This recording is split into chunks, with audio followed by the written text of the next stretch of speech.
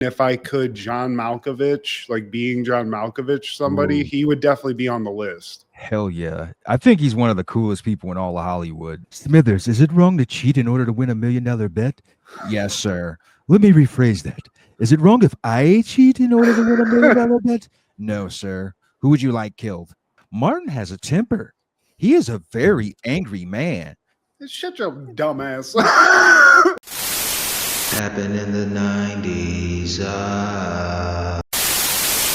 Woody Harrelson, man, like another person we talk about on this show often, another John Goodman like career in the 90s where you were just busy. If it wasn't TV, it was movies. Yeah, and he was like, oddly enough, I mean, I don't know if you remember this time. Obviously, you do, but like, there was a time where when you were on TV, you were like subjugated to just doing that. Like, you weren't jumping over. There wasn't like a lot of crossover. Like, movie stars would not do TV because it seemed like a downgrade. But Unless you were one of the chosen. hey, well, Woody, dude, I wasn't into Cheers that much, but I watched it, and he was always funny to me. And then you get into like the White Men Can't Jumps, all that nonsense, the Money Na- Trains, just the Wesley Snipes collabs in general. Natural Born Killers. And then you get into that. And then you get, I mean, he's just a legit good actor, but just as a real person, I want to hang. I want to be like him. And if I could John Malkovich, like being John Malkovich, somebody, Ooh. he would definitely be on the list. Hell yeah. I think he's one of the coolest people in all of Hollywood, like ever. Always a weed advocate, Steve. For two potheads, like this guy was one of the ones. Like he was, Cheech and Chong, obviously, but I feel like Woody, that was always kind of like the hackneyed joke about, he'd go on like a late night show and they'd be like, "Oh, what's going on, Woody?" High Times. All the hemp suits and stuff. He had like hemp clothing before that was kind of in style, but Was this always his thing though? Because I remember in the mid 90s when he got busted, yeah. like then it became a thing like publicly. But since we didn't have access to the internet, in the 80s and the 90s like that, like was he always an advocate, or was this just like, oh, it's out now, so hey? I think it was just one of those things where they wouldn't talk about it like openly anyway, so it never really came up in like an interview until that. So he was just like, he wasn't denying it. Harrison Ford, famously, just a huge pothead, just a complete stoner for his whole life. Nobody ever really talks about that, but it just doesn't come up. But Woody, he was like, yeah, I blaze. Him and McConaughey, they're buddies now too. And he was probably naked doing bongos with fucking McConaughey, Steve. It's Just possible. hanging. He owns one of the coolest weed stores I've ever seen. Like it's like a Esquire magazine level. Like they did a tour of it. It's just like a beautiful like Eden of weed. Co-owns a houseboat in Amsterdam on that like canal with Conan O'Brien. That's sick. That's dope. And honestly, I found out about that because he did Conan O'Brien's like podcast that he does. And this is how much of a mensch Woody Harrelson is.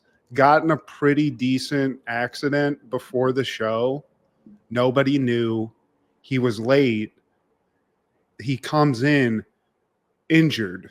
Like he's fucked up, and Ted Danson is on the show and is like icing his injuries. He just comes in chill. It's like, yeah, I got an accident. It's all right. Whatever. Icing his shit, but he's just cool as a cucumber, Steve. Mr. People versus Larry Flynn. Yeah, dude. And some great roles. But I mean, White Men Can't Jump was just one of those movies that it just still to this day is just like ingrained in my mind. And the fact that not only is he like this, but he can also just ball, Steve. He's a hooper. He can fucking ball. And speaking of Woody, man, who are some other actors or actresses who successfully made that transition in the 90s? Will Smith, Clooney. Yeah. Clooney was like, I remember when it happened because he went from ER to doing that Dusk Till Dawn movie. And it was just like they were like, he's trying to do it, teaming up with Tarantino. But I mean, now it's kind of like, it's the Tim thing. Allen. Yeah, for sure. he transitioned into a nice like family movie, you know, like Santa Claus and stuff like that. Eddie Murphy? Eddie Murphy. I mean, he did start on SNL. Yeah. But I mean, I'm talking specifically 90s. 90s? Jim Carrey. For sure, for sure. Like a lot of the people from In Living Color, like the Wayans brothers, for sure. Yeah, the whole family. Yeah. Yeah, that's a good question, Steve. We might need to look into that. Will Ferrell. Yeah. Huge. Huge. Huge. Yeah, good question. But I do think like Clooney, fucking Woody Harrelson, those are the top dogs for me in the 90s because it was like huge news. And they were in like huge movies and stuff too. I feel like they've really had like some great career. I mean, Will Ferrell too, but Will Ferrell. I mean, Goodman, of course, and a guy we discussed recently, Adam Sandler. yeah. Chris Farley, David Spade. Yeah, that SNL, that 90s SNL cast, they all got there. They were given a shot, and a lot of them like got some pretty decent stuff. I mean, David Spade, it's crazy like the trajectory of his career, just banging tens and just, you know, having a movie here and there, a couple of shows, a couple of hit shows, but just killing it. I mean, he was on 2 shows in the 90s. Yeah. But back to Woody, dude.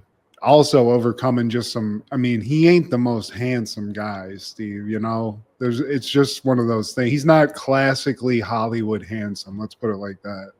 I mean, people say that. Is he really ugly? I mean, he just has like he's got a weird look. But I mean, 90s, like White Men Can't Jump Woody. I mean, he was fine, Steve. I would have killed to be White Men Can't Jump Woody. I'd still kill to be that, honestly. The Woody Boyd days. Yeah, dude, Billy Ho. But also just a notable thing, and we talked about it recently, is just like not on the show, but like weird shit with his dad, Steve. Dad, huge criminal. I think he tried to assassinate a judge or did assassinate a judge, and there's maybe some allusions to being involved in the Kennedy assassination. Yeah. Whoa. Cut this. Yeah. But I always thought that was fun too. It's cool when like somebody cool also has just like this crazy backstory, but maybe that's just why he was destined to be Woody, dude. Just chill. This is Steve G and Mad G with Happened in the 90s, a show where we talk about what happened in the 90s. So get out your Happy Gilmore and your shiny happy people, because we're talking baseball from Maine to San Diego, talking softball. Mattingly and Canseco, Ken Griffey's grotesquely swollen jaw. Steve Saxon is running with the law. We're talking Homer, Ozzy and the Straw. Hell yeah, Steve. You got it. Today, my friend, we're talking all things February 20th in the 90s. Starting off in 1992, Simpsons is airing season 3, episode 17, Homer at the Bat. Homer and his co-workers qualify for the plant softball team league final, but Mr. Burns hires 9 professional MLB players in order to win a $1 million bet. This is it, Steve. This was a legendary episode as a child. Oh, yeah. This is the one that turned the tide for him, man, because this is their second season, I believe, facing the Cosby Show. They went head to head on Thursday nights, and this was the one that got them over the edge, got them over that hump that is Heathcliff Huxtable. And that was a tough hill to climb, man, you know, because that show, they owned the 80s and the early 90s, man. You know, he was TV's dad. It's the catchy song at the end, I'm telling you, because that was I couldn't remember some of like the words, but that's just like the beat. I could hum this to this day. But yeah, that is weird. But Cosby, yeah. Is Bill Cosby gonna have to choke a bitch? He definitely was getting pissed, you know, because it was like a fight, like David and Goliath thing. And now they're Goliath. I mean, nobody's touching them now, but Thursday Night Titans, man. I mean, I think they did the Cosby Show. They took a little jab. Nice. I think actually that was on like some sort of like Mojo thing or something on the internet, you know, one of those like crossover things. Yeah. Well, it's a great episode. It's got a lot of stuff. It's got some just classic Simpsons like stuff in it. and it's got a catchy song. So, and I mean, it's got all those things, and it starts off hilarious too, where Homer, he's at work, and he fancies himself a donut, but he goes into like just like a complete blackout, starts facing him to the point he chokes. Steve, he's about to choke to death. Yeah, he's facing those donuts, man. And is it Lenny and Carl? They're trying to figure out, like, man, should we try to give him Heimlich? I don't even know Heimlich. And as they're doing that, they realize that there's a sign-up sheet for the softball team, the company softball team, and that gets Homer out of his food coma. Yeah, he Heimlichs himself basically out of excitement. Everyone's kind of like gathering up at the thing, but Homer's super excited, but everyone else is like, dude, we suck. Like, I'm not going to do this again. It's humiliating. Yeah, You we're know? not good. But Homer's like, guys, don't even worry about this. Sign up. I'm excited because not only do I got the goods, but I got a secret weapon. Oh, yeah, it's secret weapon, and I got an enchanted jock strap. We kind of like cut from that to Homer at home, and he's got like this, it's very cool setup, Steve. I mean, this is a baseball bat, but he's got like this Indiana Jones like box where in it is a bat that he conceived out of like a tree that was struck by lightning. He carved it like Michelangelo carved David out of marble. It's just this great bat, Steve. It's Wonder Bat. Das Wonder Bat. Yeah, he put all his work and effort into this bat, man. And we're at the game now. Yeah, it And- goes right to the game, Steve. Yeah, and the company, they have a policy with their softball team. You have to chug a beer before you leave first base, chug a beer after you leave first base. You basically have to get sloshed throughout the game. I mean, isn't that the point of company baseball and softball? It's more of just like a reason to drink and move your body at the same time. I've never done it, but yeah, they're having a party. They're going up against the cops. You know, Wiggum's got the boys. They're teamed up. It's close. You know, these aren't athletic men, Steve. So there's not a lot separating them. But what is separating them is Wonder Bat. So it comes out. Homer just fucking clocks a ball to hell, and it's Grand this. slam. Dude. And luckily, Marge she has a video camera. She records this for posterity, which is great just in general, but it's awesome for Homer because he's at home just slow-mo. Like, check this out again. Watch me just clock this thing over and over again. To the point where like it's a little, the slow-mo's not doing him any favors. But the kids are in awe. Lisa's like, Dad, can I get you a beer? No, I'm supposed to get him a beer. No, I want to get him a beer. It's a dream, Steve. You have kids and they start just serving you beers. I mean, what else can you want out of having kids, you know? I mean, isn't that what they're there for? They're little waiters and waitresses. Yeah, dude. The dreams come true. Now we go to a montage of just Homer just hitting dingers with this thing, Steve. I guess there is something to Wonder Bat. Maybe it's a placebo effect, but I mean, Homer's locked in, Steve. They're going to talk about this for years. Homer's having a legendary stretch. They go from Fort Springfield, Springfield Heights, and then we cut to the Millionaires Club. And Monty, Mr. Burns, he's having a talk with the owner of the other team. I think it's the Shelbyville power plant, which is like Shelbyville's always the rival, but for some reason they also have a nuclear power plant right next to the one that's right there, but they're competing, Steve. Yeah, and Smithers tells Burns that they're in the title game now. If we win the game, the title is ours. He places a bet with the other owner, $1 million. $1 million, god damn, on some softball. So now there's $1 million in the mix. Nothing better to get some blood flowing than $1 million bet, Steve. I don't know if I'd place it on the power plant team, but hey, they got Wonder Bat, so. I like when Mr. Burns says, Smithers, is it wrong to cheat in order to win $1 million bet? Yes, sir. Let me rephrase that. Is it wrong if I cheat in order to win $1 million bet? No, sir. Who would you like killed? I mean, it's at that for $1 million. You might have to consider that, but instead, what Burns does, because he's got endless money, Steve. This is the Bezos of the time, and he decides to go out and just get some ringers. You know, fuck the bullshit. He's like, look, we're gonna get some pros, but he has this board. Mr. Burns is like 180 years old, so his pros are like Eli Josephine, and Smithers is like, look, sir, these guys are either dead or they can't play, so we got to figure this out. We got to modernize this. Yeah, they're ringers, but they're dead ringers. Nice. Motherfuckers- Zing. Motherfuckers had Honus wagon. Now Smithers, as always, we'll eventually find out he's on a stud hunt, Steve. He's out here trying to find these MLB studs. So, it's the all-star team at this point. He gets Jose Canseco, Mike Scioscia. He gets Ozzie Smith, Ledge, Don Mattingly and his sideburns, Wade Boggs. He's fresh off a bender, but he's doing all right. Ken Griffey and Steve Sachs and Darryl Strawberry. He's doing great. Can't forget Roger Clemens. The Rocket, dude. He's the Rocket's, I think, the first one to come, or one of the first. But I love him. Just Smithers is out here. He's like Nick Fury. He's getting the Avengers ready, Steve. Get some dingers. And one of the guys mentions, like, with them on the team, you won't need us. Well, duh. Yeah, it's not looking good for the regular dudes. This is depressing to him. He's hitting all these.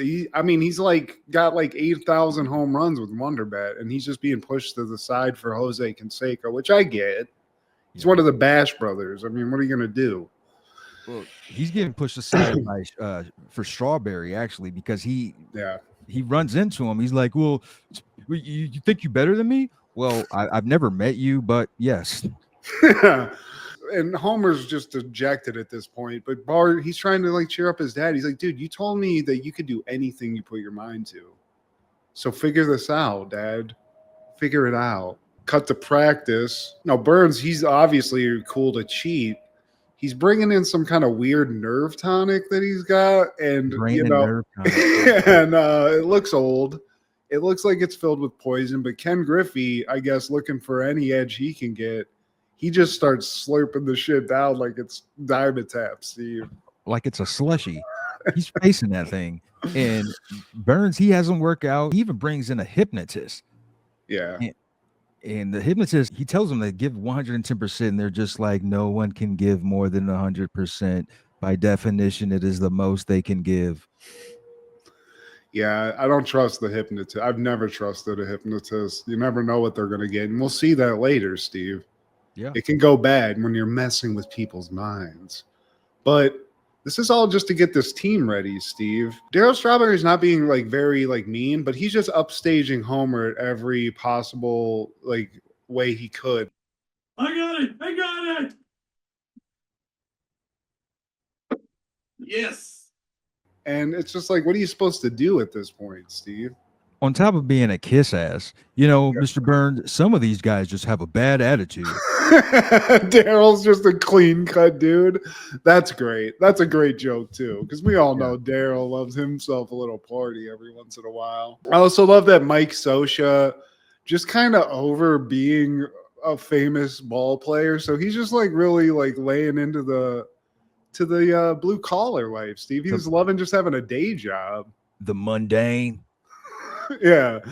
Getting a little too close to the toxic stuff that's around, though. He's just like, I guess, moving uranium around in a wheelbarrow, and that's not cool. But he just dropped some on the floor too. Yeah, it's just made me put on some protection, Mike. And then just add insult to injury. Homer's practicing, and he's like, you know what? I'm gonna show these big boys Wonderbat. Bring this out of fucking the box.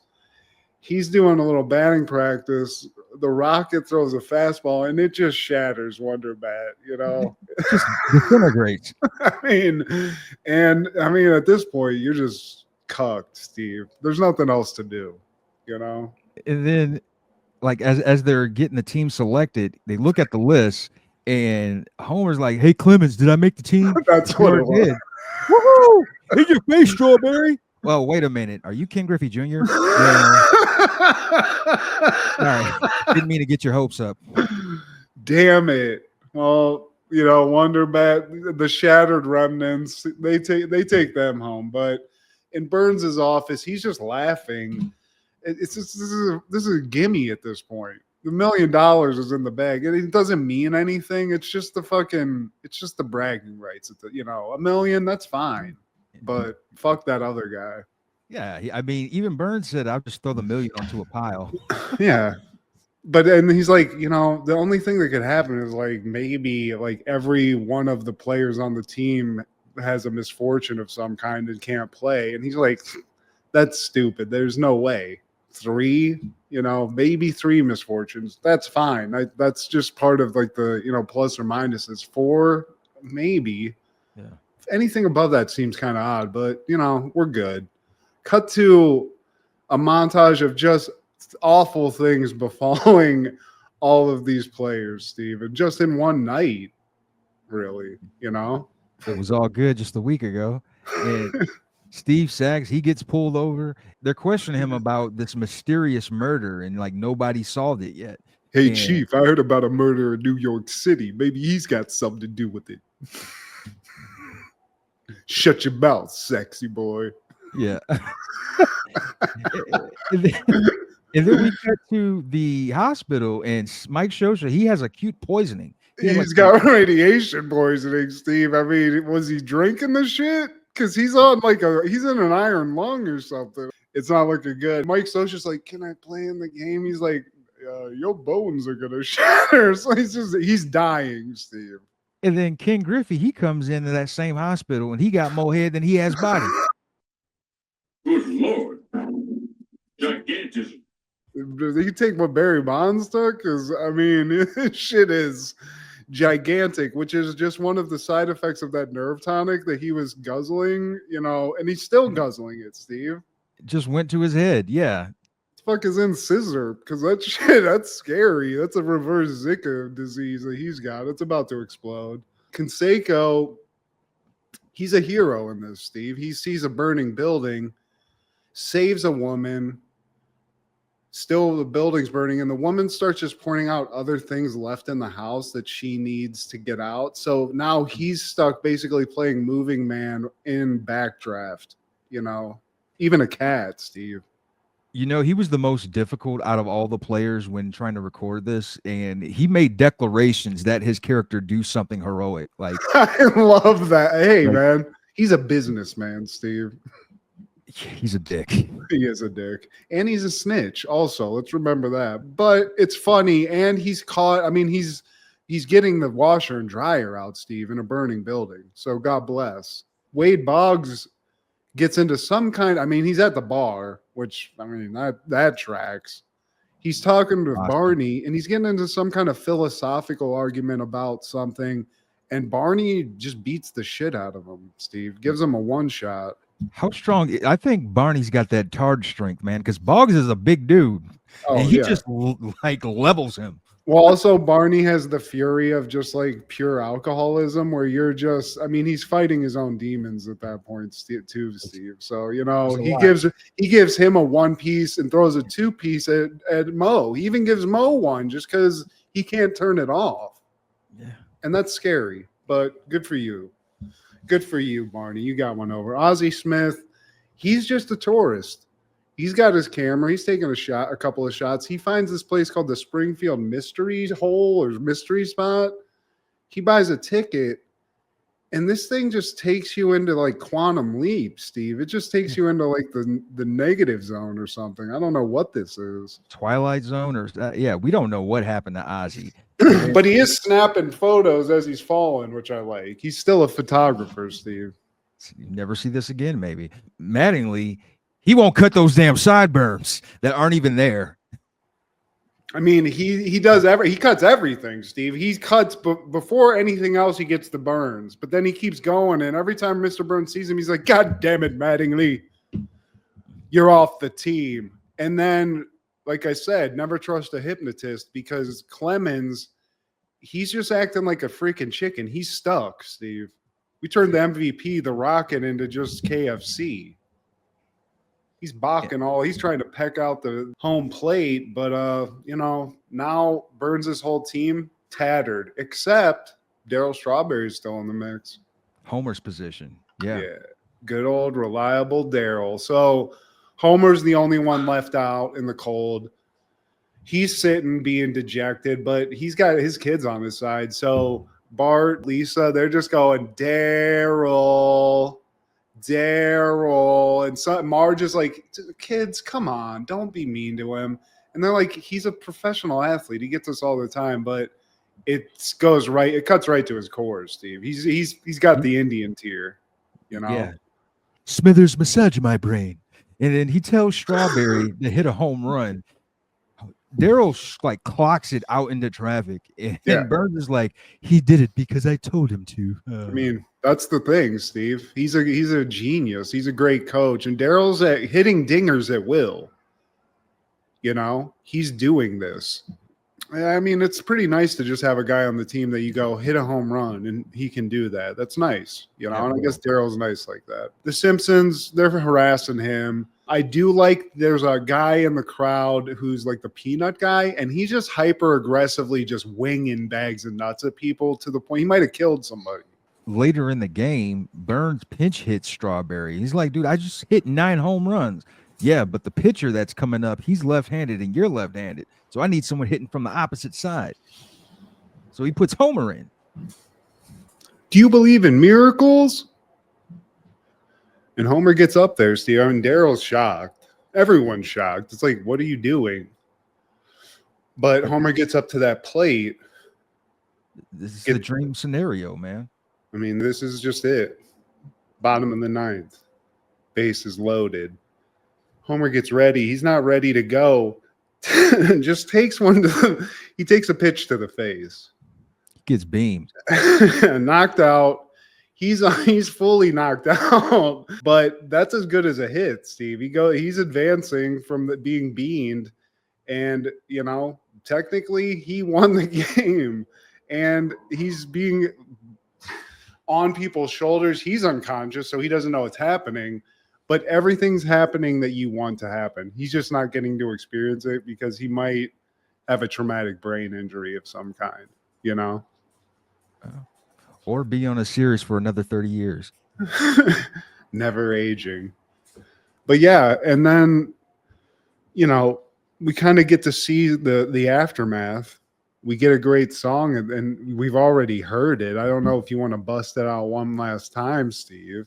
We're talking softball from Maine to San Diego, talking softball. Mattingly and Canseco, Ken Griffey's grotesquely swollen jaw. Steve Sexton is running with the law. We're talking Homer, Ozzy and the Straw. Yeah, and Ozzy's he's still spinning to this day, Steve. We don't even know. I mean, we do know, but in Springfield, he's just wherever that's at. Where do you think he popped out? The Wizard. The Wizard meets the Wiz. But this is a classic. We had to cover it. We just had to. This is one of those Simpsons where you have to. I remember this. I remember seeing this in syndication constantly, but love seeing athletes in cartoon form also. Just shout out to that. You want to know who probably didn't watch this in 1992 though, Matt? You want to know? Huh? Don't yell at me, dude. Chill trying- the fuck out, dude. I'm trying something different. Sorry, buddy. But probably American actor Dick York passed away at the age of 63. Dick York or Dick Sargent? Dick York. He was replaced by Dick Sargent on Bewitched show. He was the original Darren. Dick Sergeant York. Yeah. Dick Sargent, Sergeant York. You know how I know that, Steve? Wayne's World. Shout out to Nice. Wayne's World. Couple of Dicks. Yeah, Dick York, dude. What a legendary name. And a great way to say something dirty to somebody right before you hit on them. Like, let me introduce you to a little dick. You know, something like, you got to involve Dick. I don't know. Third Rock from the Sun style. Dick Smoker. Tom, Dick, and Harry. But, you know, that's the Darren that the one that I recognize, man. It's kind of like Aunt Viv 1, Aunt Viv 2. When I think of Bewitched, I think of this Darren, the OG Darren, Dick York. Dick York. Yeah. I can see him in my head. I don't want to look it up right now, but I'm pretty sure that's who I don't know what Dick Sargent looks like, but he has a cool name too. Dick York, he had a protruding chin. He had the big ears. He was representing for the big-eared guys out here, man. Nice. You know, I he get was, it. you know, he was from the black and white Bewitched days. And then Dick Sargent, he came when it came to color. Maybe I am thinking of Dick Sargent then. Yeah. A lot, He of, held it dick, down. a lot of dicks around that bitch. Yeah. And she was hot too, by the way. Samantha. Oh, hell yeah. Samantha could get it. I'd even give it to her granny or whatever, the old lady. Yeah, the Fuck witchy it. one. Yeah, wink and wink and wink. Yeah, Oh dude. yeah, I'll do a little wink and wink and wink. 1994. I don't even know what the fuck that was supposed to mean. Martin is airing season 2, episode 20. Arms are for hugging. Martin and Gina go on a mountain retreat for troubled couples. Richard Grant and Michael J. White guest star. Yeah. MJ Dub, always welcome. But in this, not necessarily what you think. He ain't throwing karate kicks, Steve, you know? Yeah. But shout out anyway. He kills it. But we start this off in an old school way. You know, a lot of the early Martin started off in the booth. In the booth, yeah. And in this one, Martin breaks it down. It's Black History Month, and he wants to pay homage to maybe somebody no one's ever heard of, Elroy Presley. And we've seen Elroy before as a car mechanic, I believe. Maybe that hasn't happened yet. I think it has. I think it has. I think we might have covered it. Or Don't you know no good? But yeah, he's like a little fun little Elvis thing. But the thing that just sets me off in this, Steve, is Gina and Pam just, I mean, the bodies on these women, Steve. Shake The it. bodies. Shake it, break it, get butt naked. Talent just all over the place. They're doing a little beach like hula dance thing. Aloha, ladies. Oh, my Kama Islands. Don't you know no good? Don't you know no good? And Elroy holds a note so long that Gina and Pam both basically like pass out. They just Too much. exhaust themselves, but they might also be, they're just overtaken by the talent. You know, I get it. They know too much good. But they're all good, Steve. It's all good. Let's go to that beach. Where's that beach at? But now we're at Pam's. Cut from that to the credits. We all love the credits of Martin. It's fantastic. Simplicity at its best. I thought they're at Gina's. Oh, well, don't the credits happen and then we go to it's I think Pam and Gina's. Yeah. I might have gotten that wrong. Everyone's toasting to Martin and Gina's engagement. It's finally happened, Steve. We've seen it unfold, gotten through all the horrible stuff, and they're ready to get married. Martin's making sure everyone gets a good look at the ring. Yeah. You know, it costs a lot. He wants to make sure everybody knows, and he doesn't want to tell you, he doesn't want to be unclassy about it and tell you the exact amount, but he'll tell you in the form of like, that's that many apples, you know? 3 big screen TVs. Yeah, I mean, there's a lot of math that you got to do, but he wants you to know he didn't hesitate to spend a little money on his woman, Steve, and I get that because she's beautiful, but love's in the air. Their love's bringing love to everyone else because Cole, he's thinking about moving in with Aunt Shirley because her kids are going off to college or something. So him and that big old lady, they're about to move in. They're about to commit to each other. Remember Crazy Vanessa? Well, she's getting out of rehab, and Tommy's going to see about that. See, dude? And it's happening. Like Martin and Gina have brought love to everyone in the room except one Pam. And Martin's like, I can see it. I can see the hurt in your eyes. What does he say, Steve? But Pam does reverse Uno. It's like, come on, we all know this is a sham anyway, Martin. You ain't really getting married. I mean, when's the wedding date, bruh? Damn.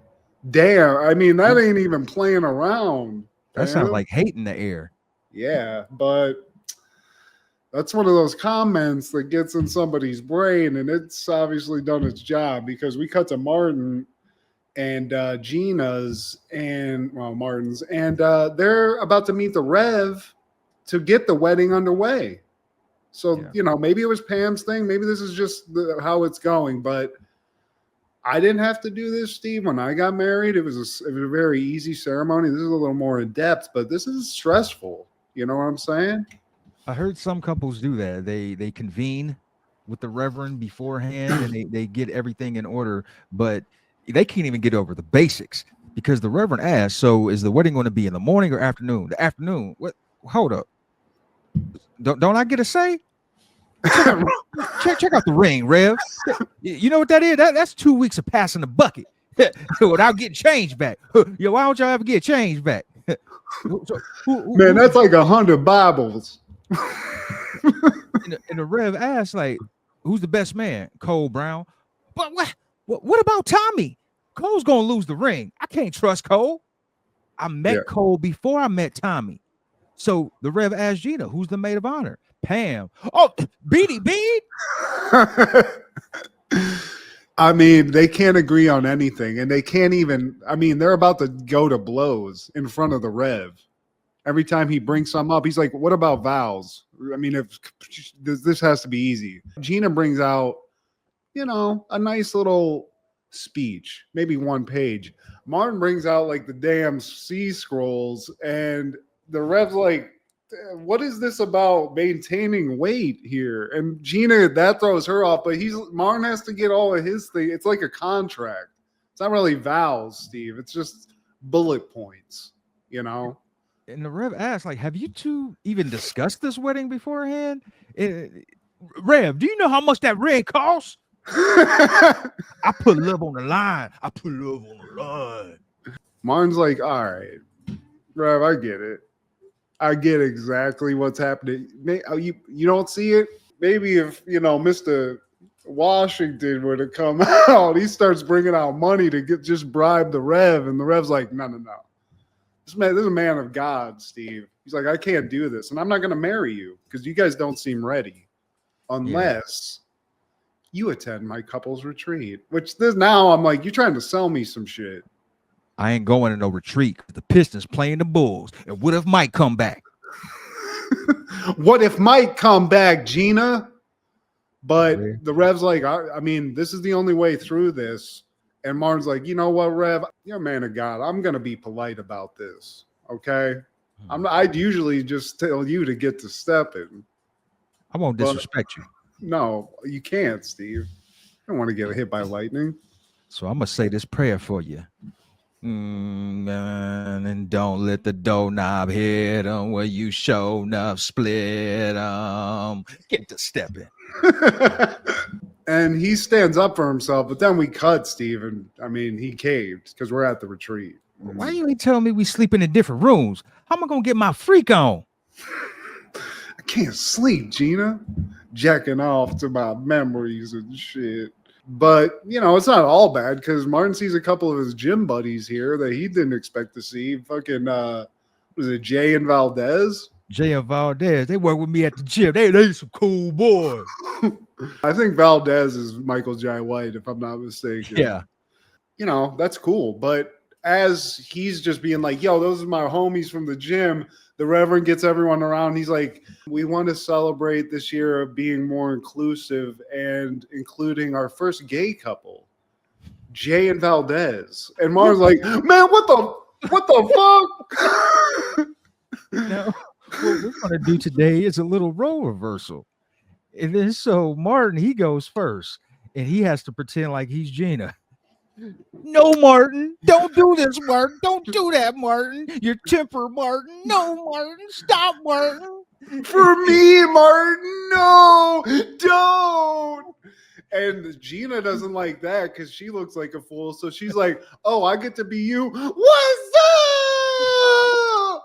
And they just keep playing each other in front of each other.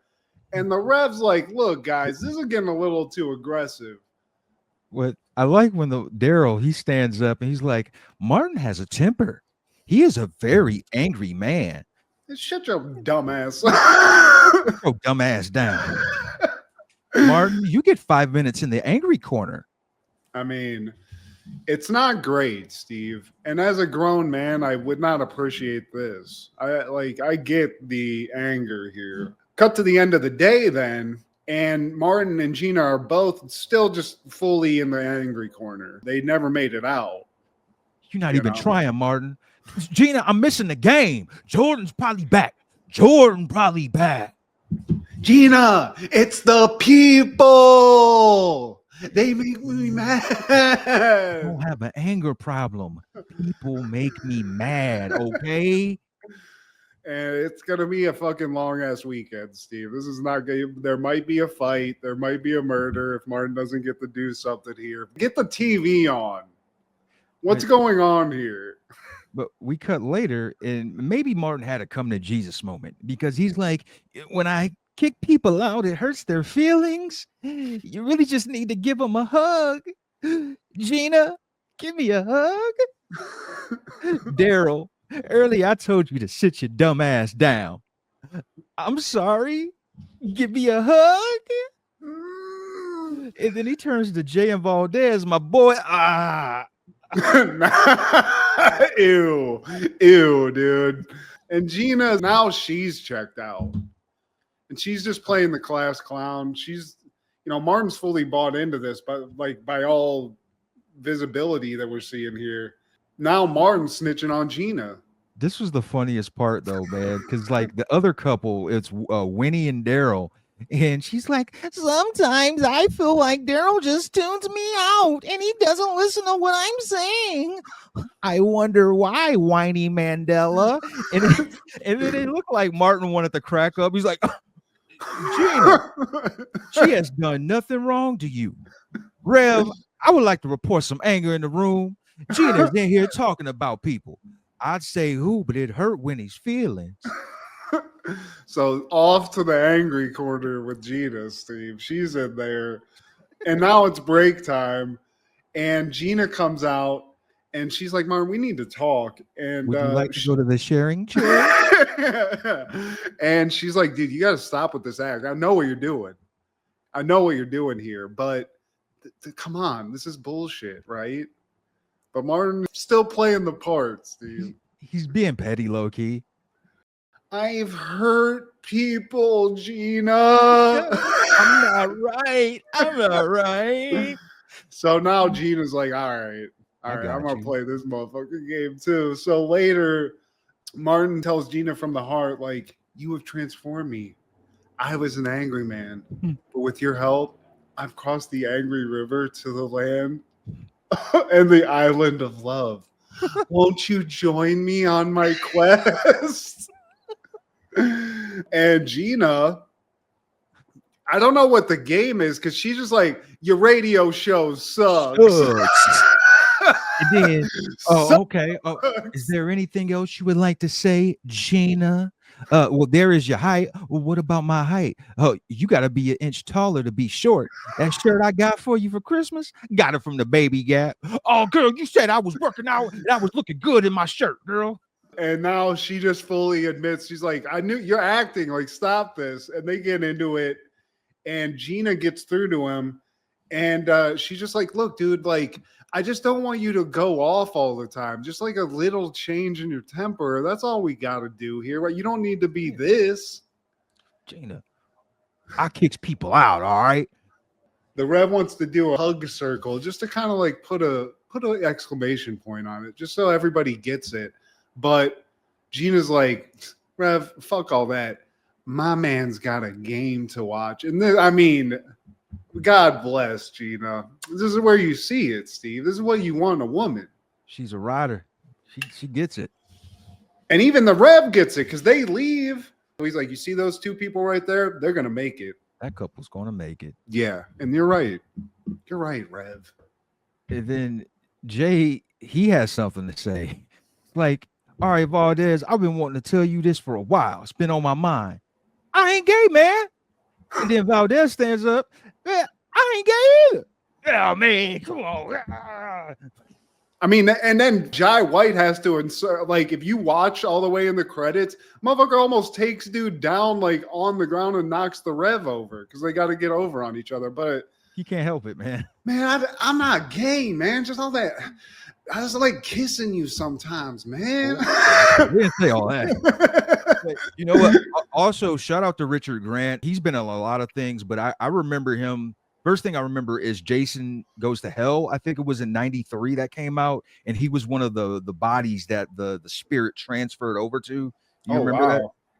I don't remember him being in that. The Rev? The Rev, yeah. He played a doctor in Jason Goes to Hell. I mean, this dude is.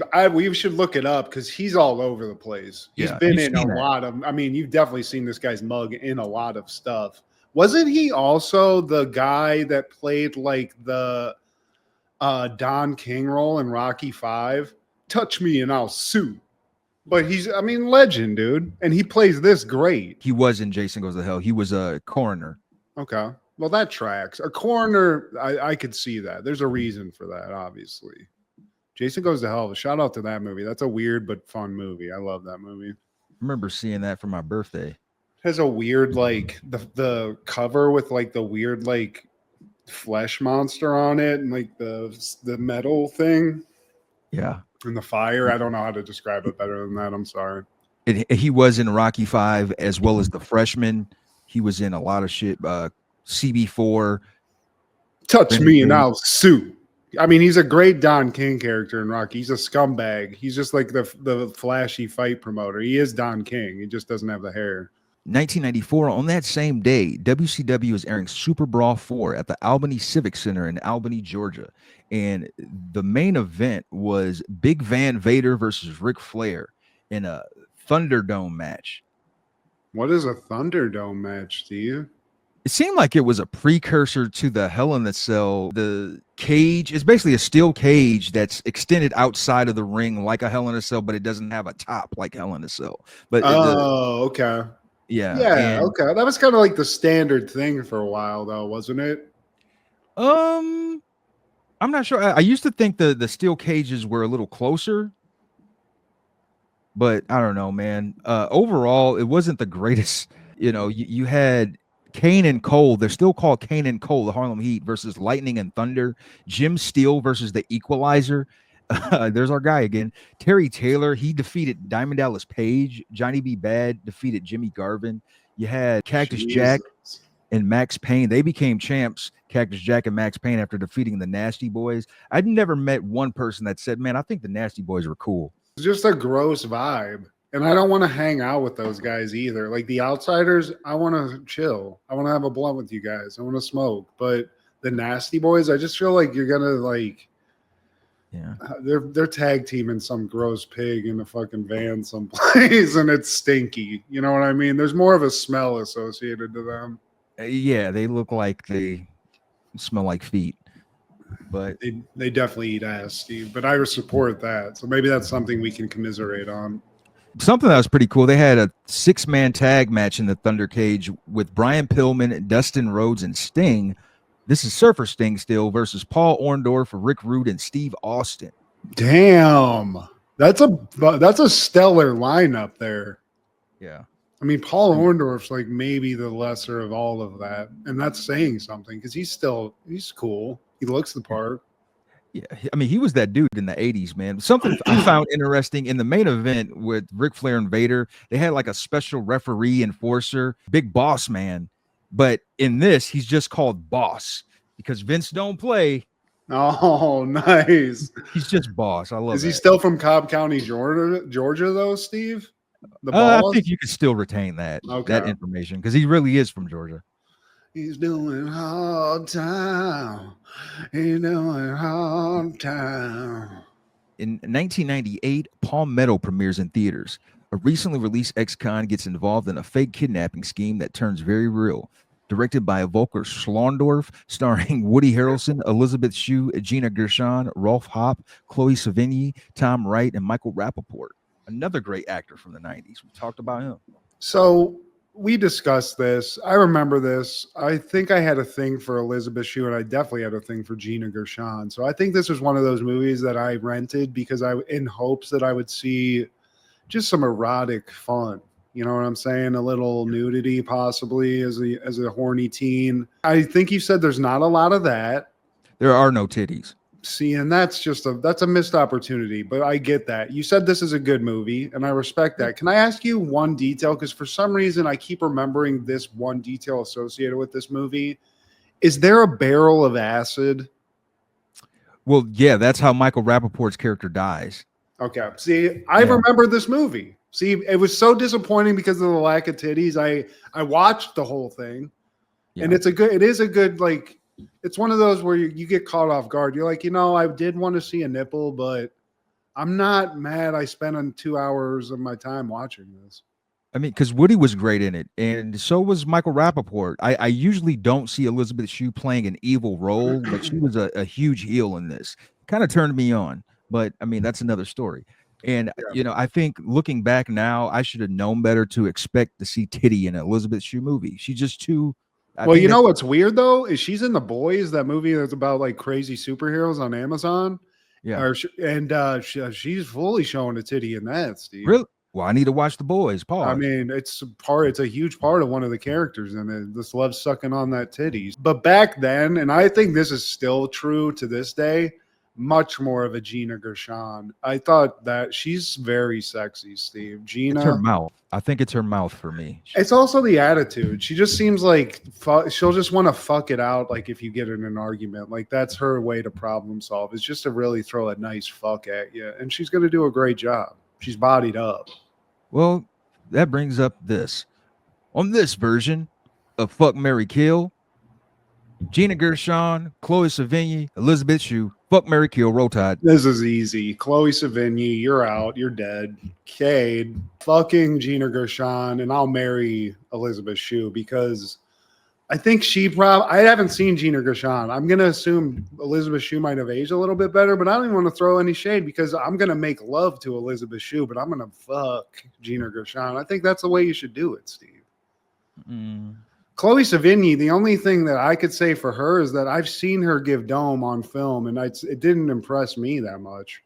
There's a movie where she straight up blows a guy to completion, and it's not a porno. It's just a movie.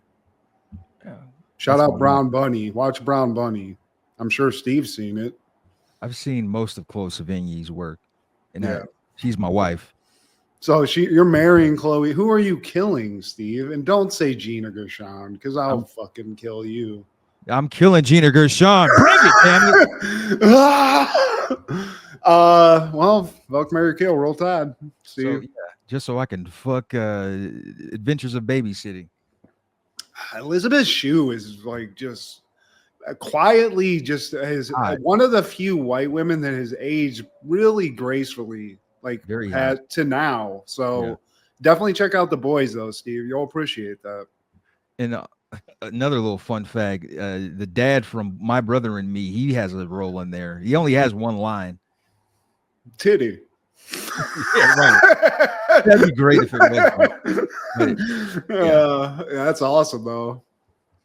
Alfie's dad fucking got in here real quick. What was he doing? Was he a cop? He was one of the reporters, and I think he was.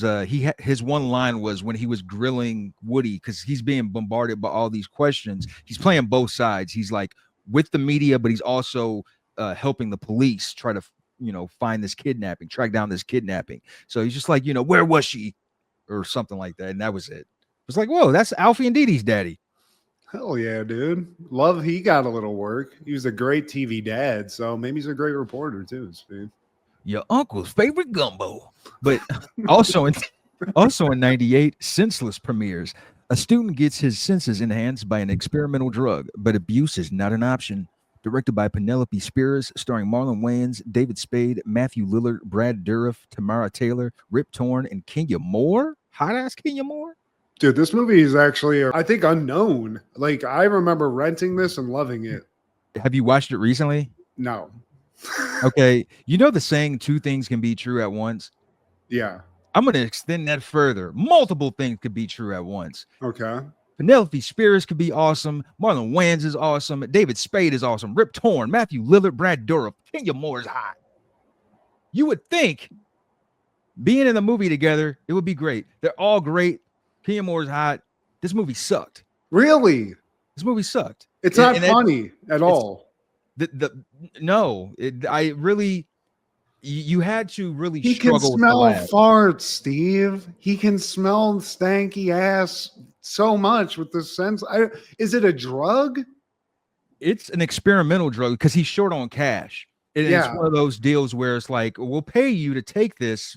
We've never, it's fresh on the market. A lot of Marlon Wayans physical comedy, though, where he's like bugging his eyes out because he can't see, or he's like drooling because he's he's paralyzed or some shit.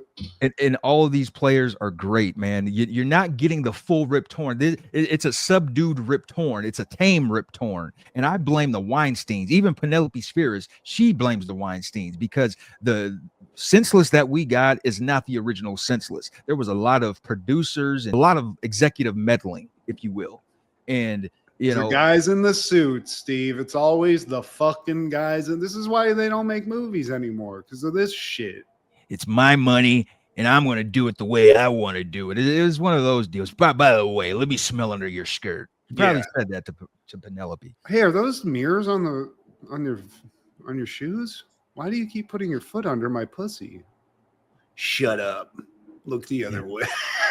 Is Marlon Wayans the only black guy in this college? Because I didn't see anybody else. The hot chick Tamara Taylor, he's dating her. Kenya Moore, she's obviously black.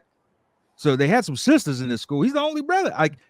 Steve, he's taking fucking drugs to pay to get to school. You know what I'm saying? Like, and I do like also David Spade's endlessly in college in the 90s.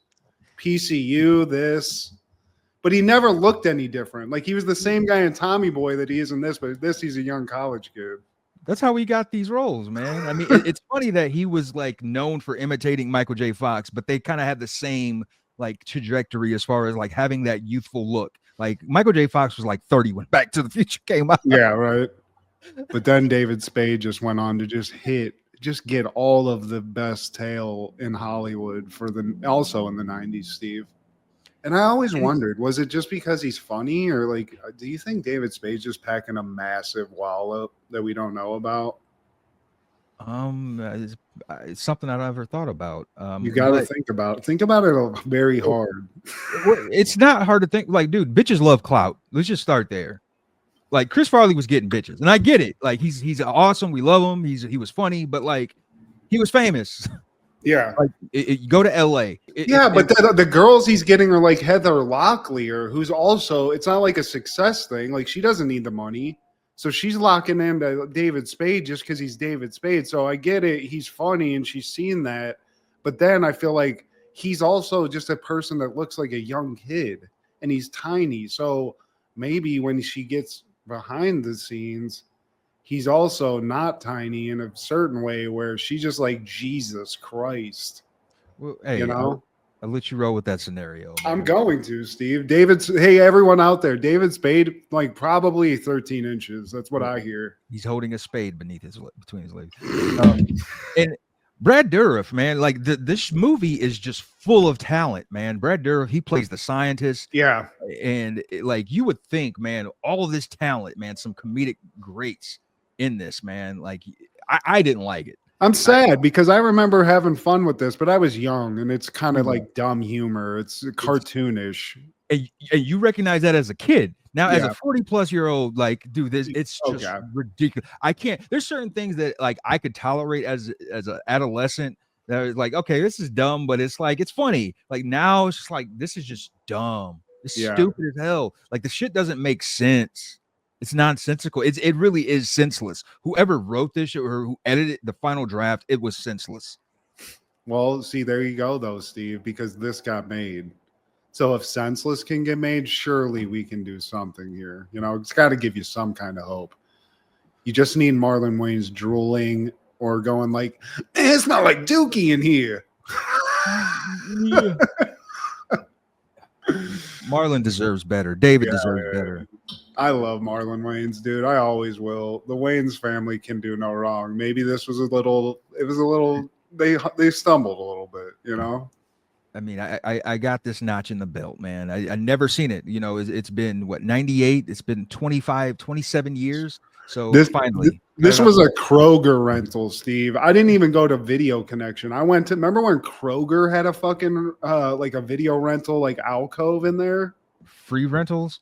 No, it was like a rental. It was just a little rental kiosk, and they had video games and stuff in the good old Kroger. So I remember that. Yeah, I remember the box too, because he's holding like a little flask. Yeah, exactly. Not a flask, but vial or something. Vial, yeah, some little chemical thing. But yeah, dude. Sorry, Marlon. But in my memory, it's great. So I'm just gonna leave it there. You know, I'll forget what Steve said.